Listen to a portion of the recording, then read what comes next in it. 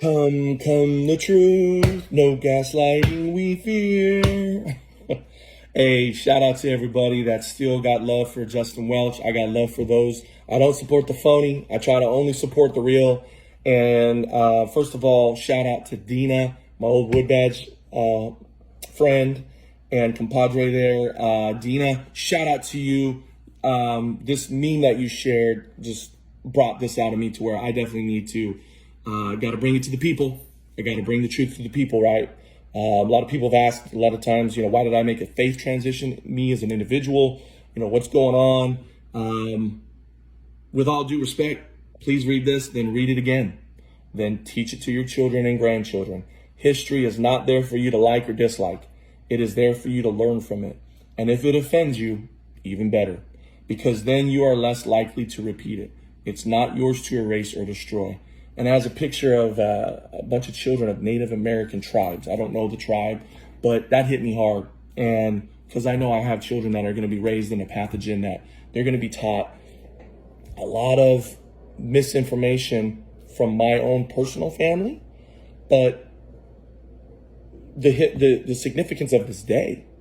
A lot of you may not realize this, but one of the key reasons why I decided to no longer follow the faith of my ancestors, even though I had every reason to do so. I have a rich history chronology, 5th generation on my dad's side, 3rd generation on my mom's side.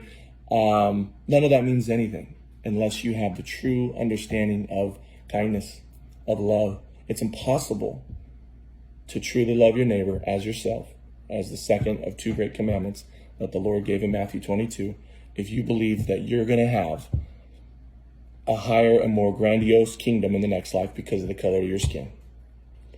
And some of you may agree with what I just said. Some of you may only agree with part of it. Maybe some of you agree with all of it. Some of you maybe haven't done all your research yet. I'm going to tell you a quick story. I don't want this to be a long video, but I do want the truth to come out. The truth is like a lion. You don't need to defend it. You just need to let it loose, and it defends itself. So growing up, I had just a lot of great friends due to my personality. Anybody that knows Justin Welch, I love people. I'm a people person. And I had some friends playing basketball in inner city LA. Shout out to Reseda, Cleveland High School. What up? And my friends, ballers, straight ballers. Brought them over to the house. Hey, what's good? What's in the fridge? What's grub, right? Got a carb load up. And my dad pulled the Donald Sterling on me. He pulled me aside and said, hey, don't bring him over to my house. I said, what? And it was so opposite of who he genuinely was to me on every instance that I saw. And I started researching this, and I wanted to find out, where was this coming from?